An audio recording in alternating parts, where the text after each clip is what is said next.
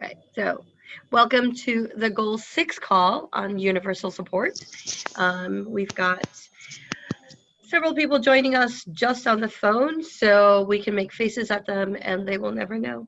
Um, and I'm we've got a couple of 2019 ESHIP champions who have been really helping to support as we get ready to onboard the 2020 cohort of ESHIP champions. So we're very excited about what's happening. Everybody's just getting back from the holidays, so there's not a whole lot to report on the foundation side, except that the ESHIP team is coming up with a a, um, a new cohort of ESHIP champions. And this year is going to be a little different in that what we realized in the last couple of months is mass collaboration is really hard, y'all, and you know that.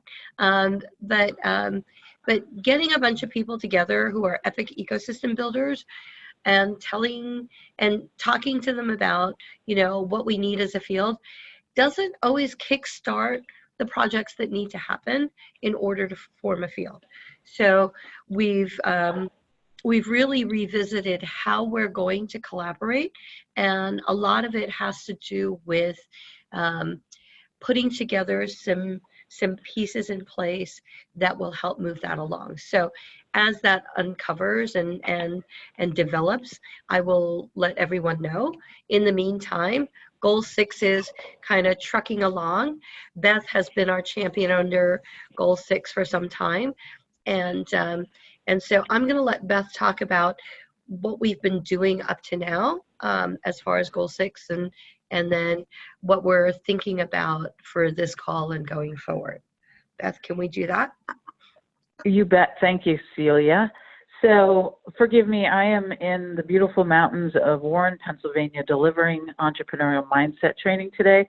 So I don't have access to the computer or anything like that at this point, but I will go on the fly here a little bit and just talk about what's been going on with the different initiatives under Goal 6. So 6.1 is about the creation or the gathering of templates that we can all work from in order to make the case for universal support around our communities and regions and states and possibly the whole country. The second initiative is around the need to create and deliver and sustain global awareness of the need for entrepreneurial ecosystem building. In that goal, we have produced is the right word, a brief or template or canvas. And there's been a team of 5 or 6 people that have been coming together to talk about what that means, and we've all agreed that going out, my original vision was, let's go out and raise all kinds of resources so that we can execute on a global awareness campaign nationwide, kind of like expecting the results like that change the culture of the country, like the tobacco campaign, like the Got Milk campaign, like the This Is Your Brain on Drugs campaign. But the rest of the group brought sanity back to the conversation and said, wait a minute, that's really a big nut to crack at this point. So why don't we instead look for communities across the country that have put together a marketing strategy and delivered on it, or a global awareness campaign, if you will, and we're successful in supporting a culture shift. And so we're in the process now of continuing to look to gather feedback and input from communities that have been there, done that. And we're also looking for communities to pilot a global awareness campaign so that we can actually feet on the street, follow the pilot and measure the results and be able to hold those up as fine examples as well. A couple of us, Hassan Bazi and myself, Hassan can't be on the call today because he has a new job, which is very exciting, but Hassan and I did submit a letter of interest, for lack of a better term, to the America's New Business Plan grant opportunity that Kauffman put out towards the end of last year. And we're waiting to hear if we're going to be invited to submit a full application, all around the need to educate the rest of the country around the importance of entrepreneurship and entrepreneurial ecosystem building, so that policymakers will be influenced to do just that, prioritize entrepreneurship and economic development. So that was a lot. I'm going to stop to see if there's any questions before I go on to the next initiative.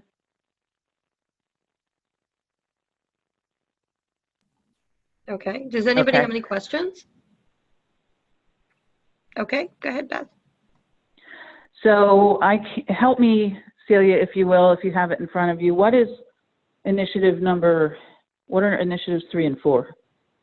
Obviously, there hasn't been a lot of work done around them. Okay. One is the policy playbook. I put a link in the chat for those of you who are on the computer. And basically, the prioritized initiatives start with making a case. So messaging templates, the global awareness is 6.2. 6.3 is an ecosystem builder programming for existing conferences. And I know that some conferences have put in ecosystem building tracks. And I think this is about trying to create more of an aligned process. So I don't know if that means coming up with a template or just adding on to or being able to do an add-on into an existing conference. 6.4 is public policy playbooks, which of course the entrepreneurial ecosystem playbook is a flavor of one. America's New Business Plan would be considered a public policy playbook. 6.5 is activate local foundations in support of entrepreneurships. And I know that there's been a group that's been working along those. Right, yeah, so 6.5 I can speak to a little bit. We have kind of been on hiatus accidentally since probably third quarter of last year, and we need to all come back together as a group. And again, I go back and I'm super passionate about or super energized around the global awareness campaign, but that's another tool that will support convincing, influencing local community foundations to start supporting entrepreneurial ecosystem building. We've been in conversations with Christine Lai, who is the community activator for the National Resource Providers, in seeing if there are opportunities there to talk to those folks and help influence the foundations and such. So that's that. I think that pretty much wraps the overview up as far as what's been going on. Great, thank you. And I know Scott's a great resource for how to get corporate engagement involved.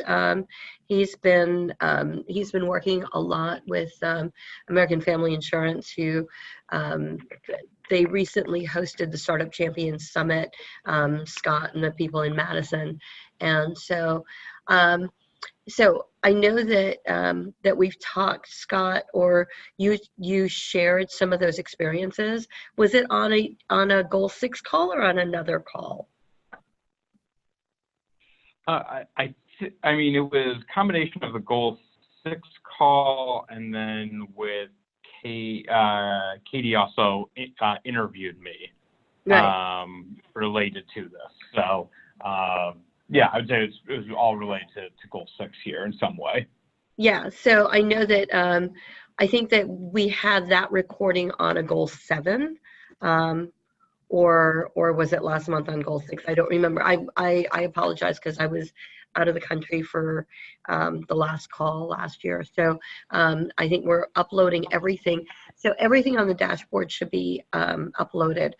So since we've given all the updates, I want to just do a very quick check-in, and then today's call, we're going to have Eric, who's been on the Goal 5 calls, and I know Scott's been on Goal 5 calls, to talk about how metrics is working along. And because I think as everybody on this call has seen, you know, when you talk about getting other people interested in sustainable work around ecosystem building, they want to know where we're at and what we're doing. So metrics really does have, there's interdependencies.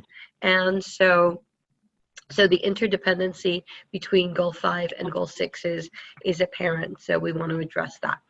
So quick check-in question. It is January, and so what I want to ask you is, I don't want to ask you your resolution or anything, but I want to ask you if you could share what's one thing that you want to get better at this year. Okay, so maybe what we can do is hold each other accountable and support each other in doing so. So think to yourselves, what is the one thing that you would like to get better at? Okay, and I'll put the question in the chat, and I'm going to call on Scott Resnick. Oh, I knew the second that I didn't have a great answer, that is when I would be called upon first.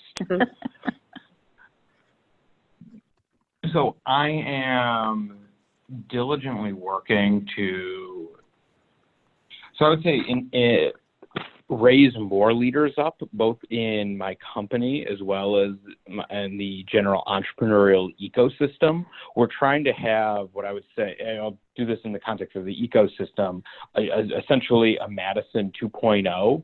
So realizing that, you know, one, we had a pretty tragic loss in our ecosystem just recently. One of our very valuable and dear friends ended up passing away.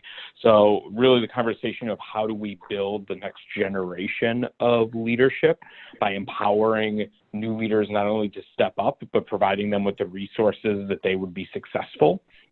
So that's been a pretty meaningful component to it. That also means, you know, myself personally stepping back and not taking as much of a role, or, you know, very much still doing the work, but making sure others have a spot in the spotlight. Great, Scott. And if you'll call on somebody. I am not on the chat, so I can't see the other folks on the call. Okay, so I'm going to tell you, you can call on Beth, Amy, Eric, or Dia, or me. We'll call on Beth. All right, Beth. Oh, okay. There's so many things I want to get better at. It's hard to pick just one. I think I want to get better at tolerance. And I mean that in, I don't have a lot of patience for people that are mean. And I don't think anyone really does, and it sounds kind of flippant, but it's just, I tend to shut people out and not think deeply enough about where they might be coming from when they act in not so nice ways. And I need to be better at being less quick to judge. So with that, I will go to Amy. Sorry, hi. I'm doing two things at the same time, trying to join the video and the phone. Anyway, so the one thing that's on my mind, and people might be confused by my organization being called Common Future. For those of you who know the organization Balle, B-A-L-L-E, it's a new name. If you don't know that name, then pretend you don't know anything about the old name. So my thing this year is I have always been not good at sort of a stump speech about my organization and my work. So whatever organization I'm working with, that pat elevator speech, I'm just not good at that, or I'm afraid of that, and even my own body of work or portfolio. So my pledge for the year is to get better at those two things. Great. And you've got me, Eric, and Dia to choose from. Oops, sorry. Eric. Excellent. So I think that one of the things I'm working on this year, I think sort of two things that go hand in hand, but it's being more present, just being aware of where we're at and not shutting off autopilot and a couple of things like that. And also, so the hand in hand piece is being more intentional about what I choose to do and what I'm choosing to do in the moment. So that's the awareness thing for me for this year. Not specifically related to this work, but certainly goes hand in hand with that as well. I will call on Dia. Thanks. I think on the flip side of what Scott said, that when the current leadership is providing an opportunity to kind of jump up and grab that opportunity is kind of what I'm going to work on this year, and not only with ESHIP, but everything in general. And Celia, I think you're the last one. Okay, so thank you. I think I've been quick to offer solutions.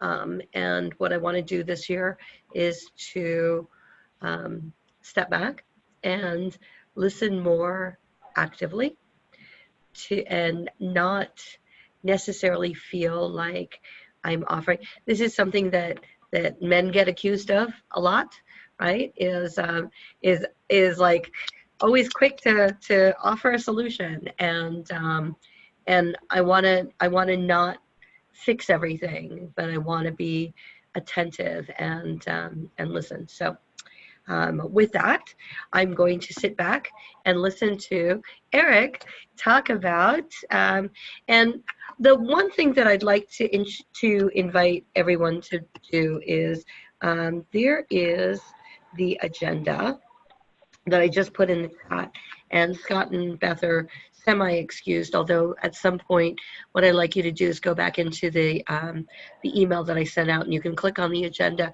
and instead of trying to notate everything that we're doing on this call, I will write down everybody who's on the call, but I'd like to invite all of you to post a couple of takeaways from this call and a call to action. So if at the end of this call, what I'd like to come up with everyone on the call is, if in the agenda, if you can post a couple of takeaways that you got out of the conversations on this call, including the things that we want to get better at. And then if you have a call to action that you're hearing or that you have for yourself, that's what I'd like to capture on these agendas, if that makes sense. Okay, so Eric, with that, I will turn it over to you. Let's see, I am no longer muted. That's fantastic. So a little bit of background. So first of all, hi, folks. Hey, Scott, I haven't seen you in a long time, but it's good to not see you here today, although I saw that you were speaking as part of this group. I'm here. No, I just can't see you. Let's see. So I work for an organization called Forward Cities. It's been involved with a few different aspects of this work. It's a nonprofit based in Durham, North Carolina. It's working on in promoting inclusive entrepreneurial ecosystems and addressing the wealth gap. I am in charge of their ESHIP communities effort, which includes, it's funded by the Kaufman Foundation, and it's working on a few different angles, or working from a few different angles on some of this ESHIP goals work. We have programs going as part of that initiative with Baltimore, Kansas City, North Central New Mexico, which we're calling Rio Grande, and also Long Beach. So I won't be getting too deep into that, but I'll be giving a little bit of background, a little bit of an overview of what's been happening with the Goal 5. And they're all interrelated. So, and I think many of these different groups have similar challenges in terms of, getting momentum, but there's a lot of sort of chicken and egg and interdependencies and other things like that. So the first thing I'll do, so I put in the chat if you can, if you can't, that's okay. And that's the Goal 5 dashboard. similar to the one that you saw, you may have seen Cecilia put in earlier. And it tells you all the background on practical metrics and methods. And basically, how do we make sure that we're doing the right kind of work in our different communities, but also that we're getting credit for the organizations that are doing it, moving the needle where we can, and also maybe getting the information necessary for some decision makers to say, yeah, this is something you've proven that you're actually doing what you say you're going to do. You've proven that some of this work around entrepreneurial ecosystems is effective, and that way we can continue to grow the field and get more support for what we're doing. So I think there's a lot of relationships between the work that is happening as part of Goal 6 and the work that's happening as Goal 5. So I'll list through the initiatives and I'll mention where there's been a few different potential progress, some stops and starts, other things like that. So the initiatives projects are Metrics Community of Practice, and that's creating peer learning opportunities and a catalog of knowledge. Been a fair amount of discussion. I don't think that there's a group that's actively working on that at the moment. And that actually bleeds into the repository of ecosystem building practices and case studies. Again, there's been a fair amount of talk around that, but not actually plugging that into some kind of a shared document. Where I can say, and he may chime in a little bit later, I'm not quite sure, but Norris Kruger has been one of the really key folks in terms of bringing Goal 5 together. And one of the things that he's been involved with is trying to get this entrepreneurial ecosystem research work to be part of potentially related conferences. So not just the NBIA and Startup Champions, et cetera, that this work has been part of, but also other conferences around data in general, management, basically looking for what are the maybe adjacent kinds of communities that could be interested in the, not just the topic of entrepreneurial ecosystems, but the data work that's going into that. So let's see. I probably can't, so I'm not sure if folks have got any particular questions about those potential projects. I could try to answer those, but again, most of at least the first two have been more of discussion and not turned into a canvas to the best of my knowledge at the moment, or not an active canvas. And the work that's happening around research conferences it's really dependent on those individual conferences. So that's what's going on with those at the moment. Just a second. I've got a couple different topics or things to share in here. Oh, while Eric is doing that, I will tell you that there is some discussion about a conference around metrics. I know that that Tom Chapman has been talking to some people.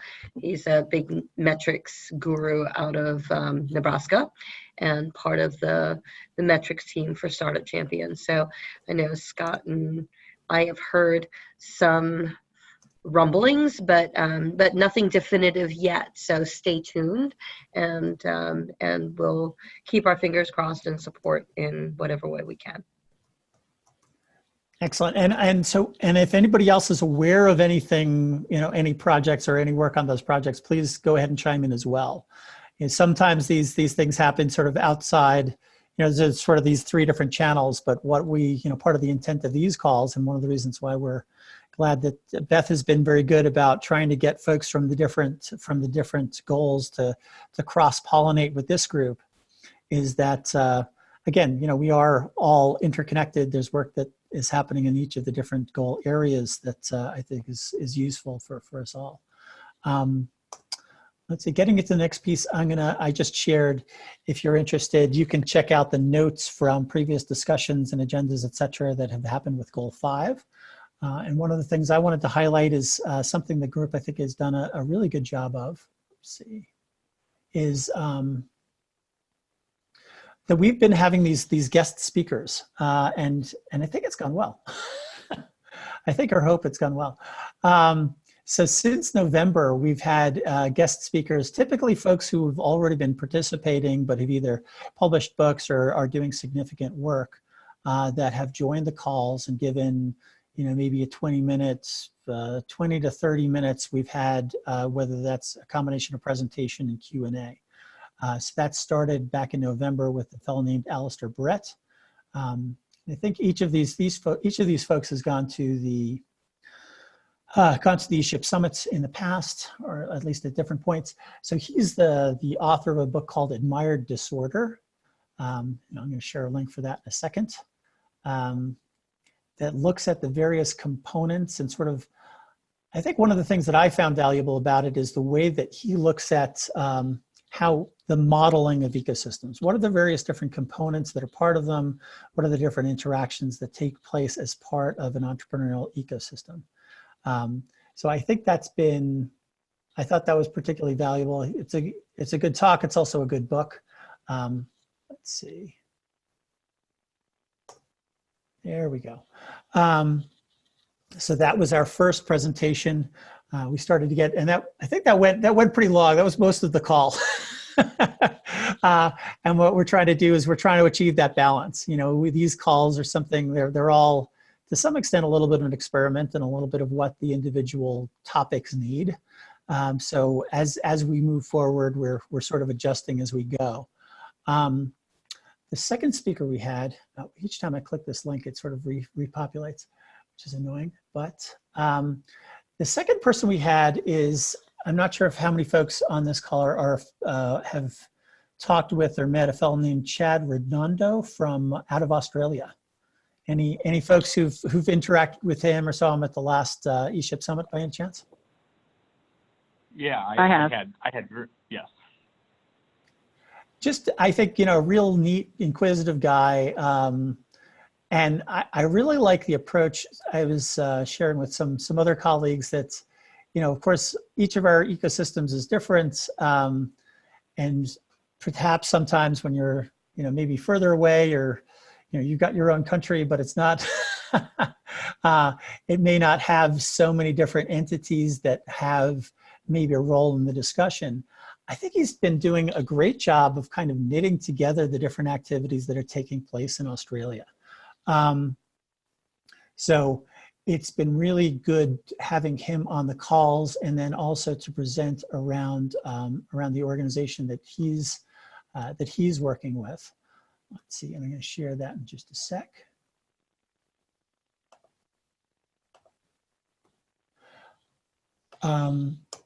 In that they've also done, it didn't turn into a link, but could. He's also, I think, done a really good job of delineating between the different kinds of organizations that are active within the entrepreneurial ecosystem in Australia, and then also sort of the very beginning of, let's say, the very beginning of how different groups and the nation as a whole might be able to look at how effective they've been in terms of getting data from the different activities that are taking place in the ecosystem. So I'd highly recommend, I'd recommend each of these calls. I think, I don't know, I'm just, every time I hear from Chad, I'm always impressed. So the opportunity to kind of go a little bit deeper with him in the December call, I think is a good, valuable one. And the link to that is both in the, it's both in the dashboard and it's also in the call notes. The most recent person that we've heard from is a fellow named, and I'm not sure if I'll butcher this or not, also at the most recent ESHIP summit, kind of named Valto Lakainen. He's out of Finland, and he's got an organization that's called startupcommons.org. And what I'll share about that is he's been looking at developing a framework so that organizations like ours, like our different ones, can be able to share information about our entrepreneurial ecosystem building activities in a more maybe fluid way. So he and that group have really adopted very much of an open source mindset that I think has really been valuable as far as being able to share information And that is one potential path for us to be able to, whether it's projects or the data that we're working with, that's one potential path for us being able to, let's see, to surface, build awareness around different things that people are doing, and recognize those accomplishments, but also continue to build upon them versus, oh, we can't work on that, because organization X owns this thing. Once, we recognize that a lot of different organizations and a lot of great people are working on lots of different aspects of this entrepreneurial ecosystem building. So finding ways where we can share information in a responsible way that respects, the ownership and the contributions that different folks have made, I think has been really, really valuable. So always enjoy hearing from him. So the couple of themes that I'll maybe highlight from what we've heard from folks is, I think early on in discussion with that group, one of the things that was put forward was, it's really, really difficult to get data that's going to be useful if we don't have some sense of what the model is that we're working on. So thinking and having a consensus around what does an ecosystem really look like as a model. The more that we know that, the better we're able to look at the various inputs and the various trends, et cetera, who the different players are, so that we can begin to have a common set of things that we're looking for when we're capturing data and we're thinking about the future research around this. I see Norris is in here.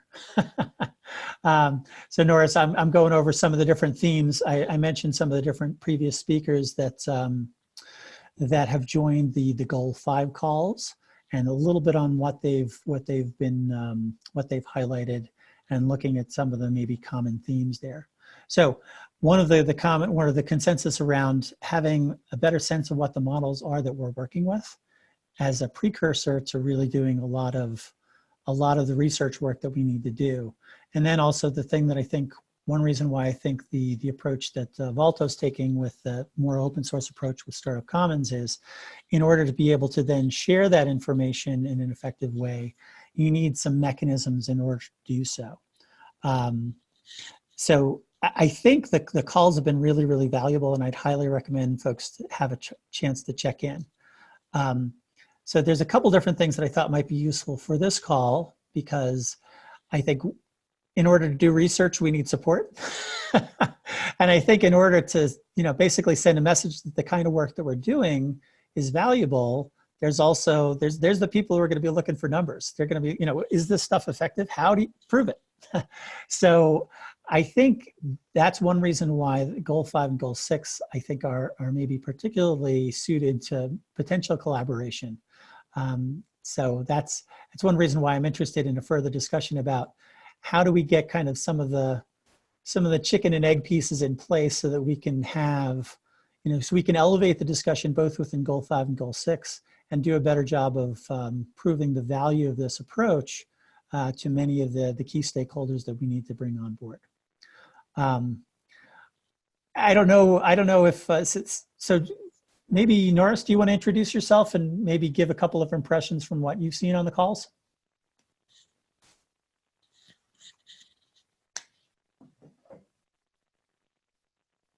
Norris, you've got that aura about you. You seem to be like coming in from the fog. Sorry for the delay getting on. It was weird. It's You're breaking up. Exploding, but I can.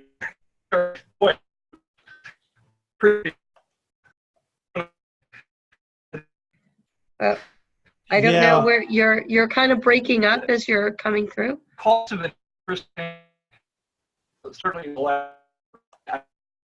I mean, listening to.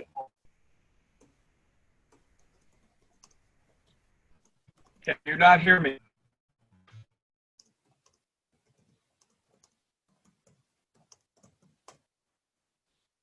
Yeah, we're still not hearing. Hey, Norris, maybe you want to shut your video off. Maybe that'll help. Or if you can call in on the alternate number. So let's see. One thing, so a question that I'll ask for the group, just to have in your minds in case we'll see how that goes with Norris. But are there areas, are there things that you think, you know, from the discussions around Goal 6, where do you think, are there different things that you would like to get from the Goal 5 folks that will help in this Goal 6 work? I think that might be a productive avenue for some discussion. You know, I would really like to see some work done around the varying definitions of entrepreneurial ecosystems, the varying models, and what metrics really matter. So, for instance, I look at, I would define an entrepreneurial ecosystem as a region's map of all of the, not necessarily a map, but an understanding of the region's services and what's available to aspiring and existing entrepreneurs in varying levels. Like we have an entrepreneurial ecosystem asset map on our website, and that shows where all the assets are, and you can link into those. And it's a big picture kind of thing with backbone support, where you understand what the ecosystem looks like, you understand where the gaps are, and you work to fill those gaps with all the different ecosystem actors within the region, all in support of the success of entrepreneurs. And I know there are other models out there. I don't know what they are, and I don't know how they're measured or if they are at all.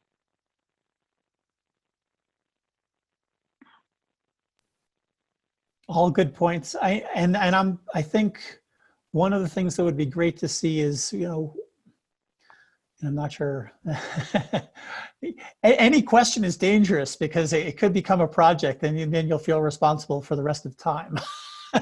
So there's that. I'll say I also would like to see like a little bit of a curated list of, you know, here are 5 different places that done a really good job of modeling. And I know these things have come up from time to time.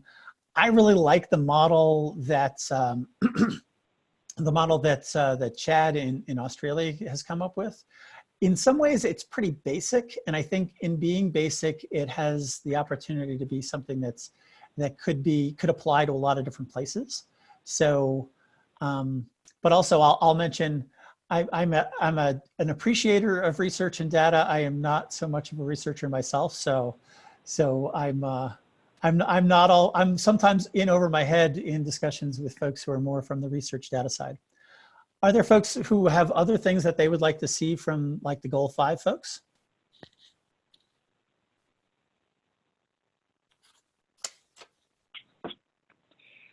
I would personally like to see common definitions on how we measure particular components in entrepreneurship. So this has been a debate. I mean, this is something that is going to be near impossible to occur, but I do believe that through ESHIP and through Kaufman, it's one of those areas where I think you can have an advantage of how do we actually measure both I'm not going to use actually the word success, but what does progress look like, and what should be some of those standard measurements that we look across in particular communities to determine how an ecosystem is functioning. I do firmly believe there are certain communities, because of their makeup, because of their investment, because of public policy, that are overperforming for their region, and something that we should look to for insight and guidance and best practices too. So anything you can get further on definitions, for me, is what I get excited about. And I'll mention, go ahead. I was going to say, Amy brought up a good point. So Amy, why don't you expand on the note that you just put in? Oh, just as the last person was talking, I was just thinking about, you know, in terms of determining what the definitions are, and also what means success. To me, it seems really important to be clear and honest about who's deciding and who we're choosing to decide. Just as you think about, and folks who are doing evaluation probably, sort of think about this, who will use the data? For whom are we evaluating, right? Like, well, for the client, the foundations, let's be honest, but let's also be honest about why that data is needed for the world and who's actually going to use that. So I know you're thinking about this, but as kind of a person who's a little bit of a newcomer to this community and a little bit, sort of in and out and at arm's length, I sometimes wonder if, is this conversation for me, right? Like, is this the conversation that is going to be, does entrepreneurship just mean technology businesses? Does in this community, does technology, or does, are we evaluating for Black and brown entrepreneurs, for rural entrepreneurs? Are we, who gets to be called entrepreneur? And this is Kaufman, and so this conversation has probably happened a million times, and you're already settled with the definition. But for somebody who's a little new to, kind of in and out, or sort of like maybe not on the periphery, but sort of overlapping with this conversation, I'll just say that it's not always immediately clear, those definitions, and who's choosing them. And so when when messaging gets developed and evaluation sort of common standards get set, I guess just a reminder to be super out about what we're going for, and what Absolutely. what we're moving towards. Yeah. Absolutely. And I think, to your point, a couple of the other prioritized initiatives that sit in other goals, but obviously overlap and have an effect on this is there's a common lexicon in goal 3. So where we have a shared lexicon. So when you say entrepreneur and I say entrepreneur, we mean the same thing. I know that Dia and I sit on a board together, and the frustration is when they say venture and entrepreneurship, Dia and my definition of venture and entrepreneurship don't necessarily align with what certain powers that be dictate what it is. And so there's definitely a frustration there. As far as who gets to determine these things, the initiative 4.6 is about a standards board. So getting together a board of, or an established intermediary organization or organizations that share governance and approach and standards in creating this field of ecosystem building. So while it's a work in progress, that's definitely an initiative that the Kauffman Foundation in particular is interested in, and how we bring people to a table, not necessarily the Kauffman table, because while Kauffman is a great convener, it's not the only national resource provider, but it is one.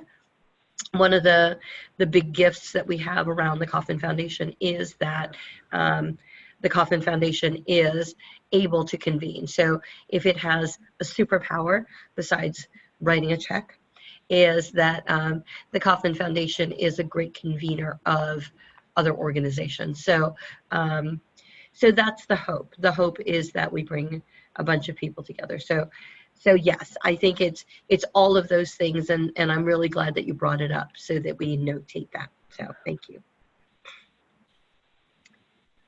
Eric, what else you got? Couple more minutes. Oh boy. So let's see.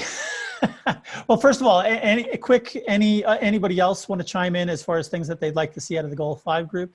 It'd be great to hear a little bit from Norris before we wrap, but just want to see if there's any other thoughts from the wider group, and if Beth has something else that she'd like to suggest or propose.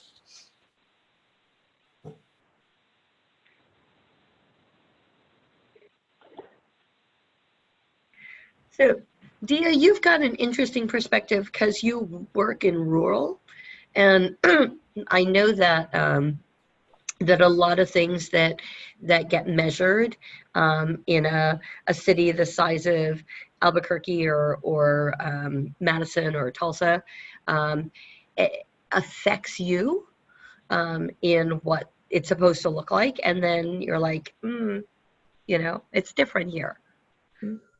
Yes, absolutely. And, we are primarily an economic development organization. So the measurements just have been different. And we have been trying to qualitatively get the message out that it's not just the number of jobs, it can be various other things. But something standard to look to would be excellent. Talking about rural community, smaller population, and when we talk about entrepreneurship, we don't have high growth, high tech yet. Is that something we would love to get? Yes. But as of right now, whether it comes to Main Street or local businesses, or even the how much of a social impact, those things we would love to have a more just a metric to kind of fall on and follow that has been nationally followed. So that's something we are kind of struggling with. Yeah, Eric, it might be really interesting to get Tina or Joe Cap or somebody that works around rural to talk about rural metrics, and how the like national averages are affected by, or the quotas that people put framing success are guided, because you're never going to have Silicon Valley numbers, when it comes to small communities. Scott, is it something that we've measured on through SEN on the difference? Is there a parallel? Is there a tandem? Do you want to repeat that question? I think the answer is just yes, but I will let you repeat the question. Well, let me repeat the question. That when we take metrics into account for Startup Champions, that we're really being cognizant of the different parameters that we need to measure rural versus urban. Yes. So we'll take in a couple different components. One, measuring by MSAs and considering certain metropolitan statistical areas. Some of those spaces may have a population of 50 million. If you're New York City, others have 100,000 in that area. We'll also look at different components beyond venture numbers, because what you do find is even in a population of 100,000, you still get SBA loans. You still get certain businesses that are growing and enabled manufacturing, whether it's in manufacturing or in other disciplines outside of tech. So we'll take in more than simply the venture capital numbers. And we do try to pare back what large metros are also supposed to be performing at.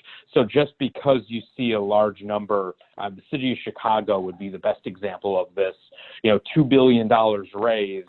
Is that actually a good number for the city of Chicago, or does that mean the city of Chicago is underperforming? So we do take that into consideration. Smaller the metro, obviously, into true rural communities, it does become, add just new challenges as you're trying to find data sets. Great. That reminds me, in delivering this entrepreneurial mindset training today, one of the data points was that there's less than 2% of all entrepreneurial ventures are venture backed. Yes. Yeah, I look at my own. Go ahead, Scott. I personally look at my own background. So I bootstrapped a services company. It grew to be a multi-million-dollar company. We never took venture capital, yet we're also ignored in almost every single data set outside of BLS. I think it's a pretty cool company that we created, millions of dollars of wealth and everything else. We're just not cool to all the venture capitalists. But, it's how do you measure companies like ours and others? And it's not that things aren't happening in other ecosystems. It's just venture is only one type of growth capital. Yeah, I think that's a really important point. So, Amy, what do you see as and welcome Scott Gillespie. It's good to see you towards the end of our call, but glad to see you anyway. So, Amy, in your work, when you talk about universal support of getting the people who don't quite know that they're part of the ecosystem, what are questions that they ask around metrics in the work that you do? We have a couple of different key audiences that I think would be interested in this work. One of which are our, we call them more like economy or local economy ecosystem builders. And a number of them are probably the same ones you might think of, sort of like the Derek Brazils of the world. So they're running some kind of technical assistance provider and or CDFI or alternative financing fund and or other kinds of supports for entrepreneurs. And I think in our case, sometimes they're including of technology and high growth VC ready businesses, but probably most of the time not. I don't know, it's a mix. Anyway, so that's one group. And I suspect that their questions are often the same as the ones that you're running into. Maybe the ones that may be a little bit different might be, well, it'll be the same. How do we get our general operating funds funded, right? Always a question.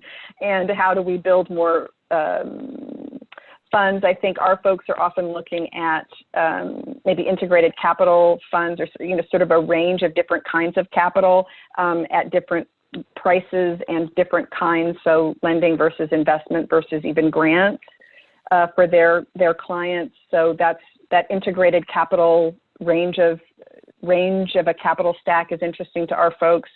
And I think our folks are also pretty interested in all different kinds of business models, like the cooperatives, the various kinds of cooperative models, and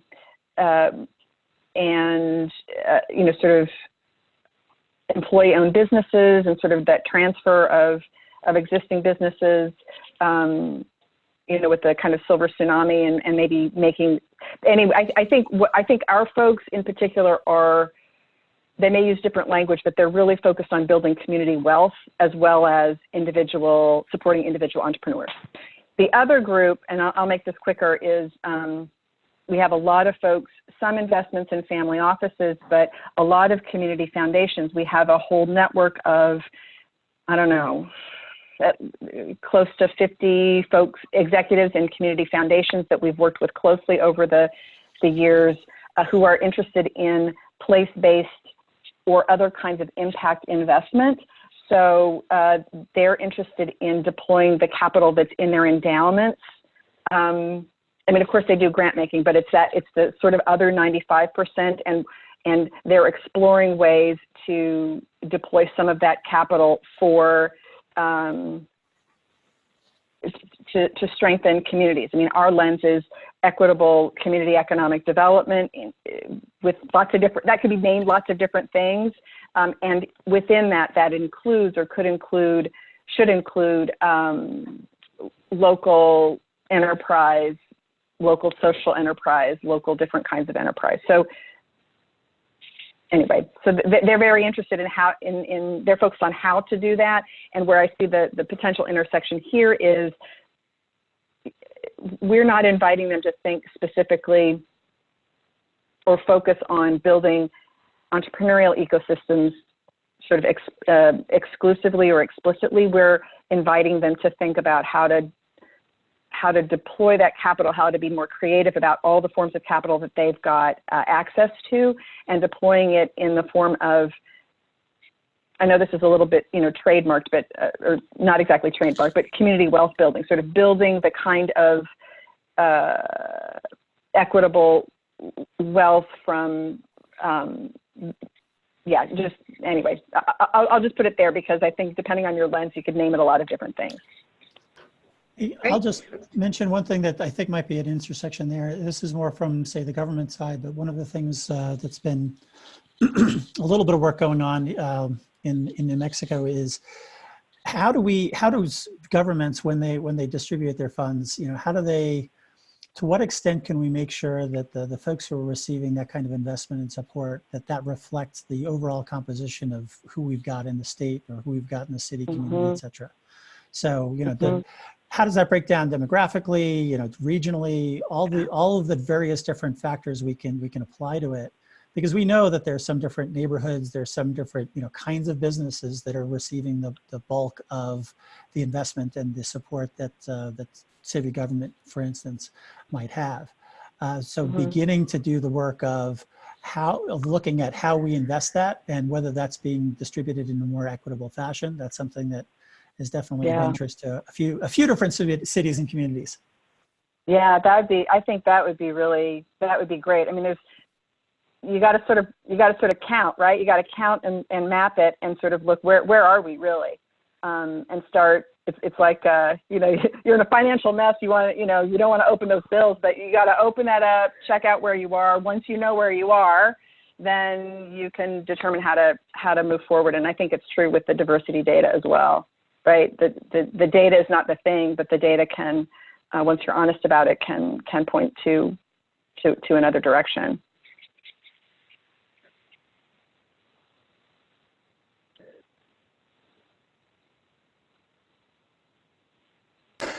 I see we're at time. I'm not sure if Beth, do you have anything to help wrap up or some concluding notes, or Cecilia, anything else that we need to mention before we break up here? Yeah, well, I just wanted to say thank you, Eric, very much. This is, I think, really good information, and just reiterate how very, very important the success of Goal 5 is to the success of Goal 6 and Goal 7, and again, as we've mentioned several times here, all the goals are interrelated at some point. So thank you for that.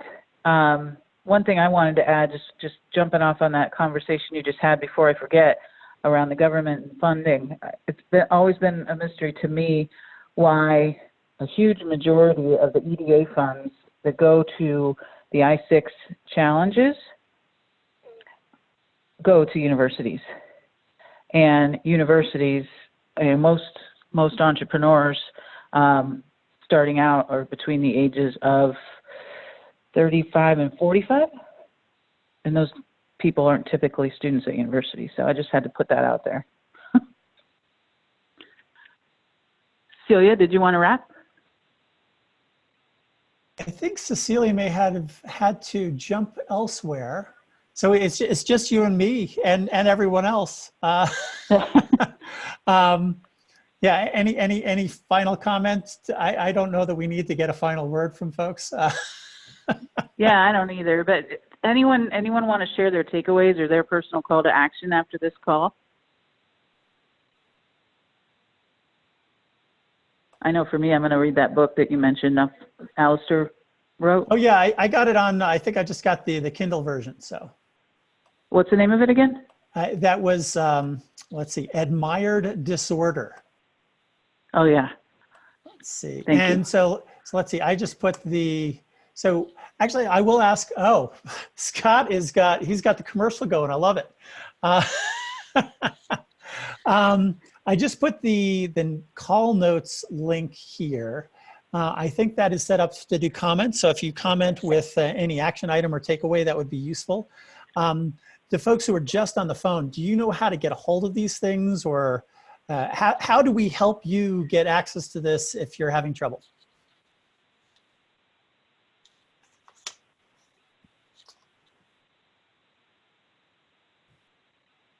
And if there are no responses. Can I offer one? Sure. I personally know Dr. Brett. And I know several of the people from Kaufman do as well. but I helped contribute to reviewing the book in its early versions. I think if you'd like, he would be happy to present a contribution to this group. And he's That'd be got great. a shortened version that might be of interest to this audience. Well, that's That'd be awesome. Thanks for the fantastic. suggestion. Was that Scott Gillespie? Usually, yes. Thank you. If you would not mind connecting us, that would be wonderful. I know Amy, if you just send me what you would like in a one-line email, I will organize a follow-up in two parts. One to the group, because Alistair's tried to attend a couple of the other sessions, but he hurt his back. So he has been out of action for the better part of the end of last year, and he's still not quite 100%. But number two is he would love to share the book and help present to communities where it's relevant. That's great. And this is Beth. And I think I know I've interacted with him before, so I may have his contact information. I'll check it out. If not, I will get to you to get definitely go through me, and I'm happy to connect to you, but I can put my name in the box for you. Thank you. Well, we appreciate everyone who was able to chime in here or join us here today. So thanks so much for participating. Let's see, Slack, Facebook, all sorts of different places. Thanks, Scott. What I'm going to do is I'm going to take, aside from like the private notes here, let's see, I'm going to take the stuff that was in the group chat, and I will actually put that into the into our call notes as well. So Perfect. I want to thank you, folks. Eric. Yeah. Have a great week, everyone. All right. Take care, everyone. Thank you.